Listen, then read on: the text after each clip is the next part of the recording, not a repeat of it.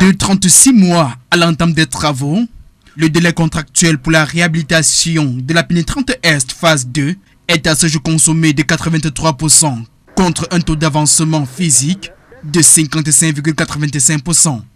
Le rythme des travaux de chaussée ne satisfait pas les attentes de la délégation du ministère des Travaux publics. L'entreprise contractante McGill se justifie. En réalité, les travaux que nous faisons sont sensibles à ce que nous appelons dans notre jargon technique la teneur en eau.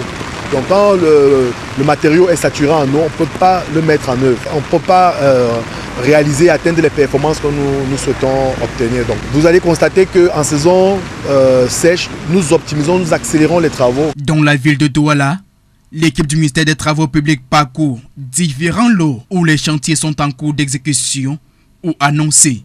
Le projet du pont sur la Dibamba, la construction des ouvrages d'art et d'assainissement, dont un passage supérieur à l'entrée du stade Japoma et aussi un passage inférieur au lieu dit Carrefour Yassa. Qui permet de décanter la situation pour ceux qui vont directement à Yaoundé, où ils viennent de Yaoundé. Ils passent en dessous de l'ouvrage de telle façon qu'il n'y ait plus de conflit entre ceux qui veulent partir directement et ceux qui ont des activités de dessert ou de proximité à Yassa. Outre la sensibilisation des populations riveraines, d'autres travaux consistent en la libération de l'emprise de la pénétrante Est ainsi que le déplacement des réseaux qui la traversent.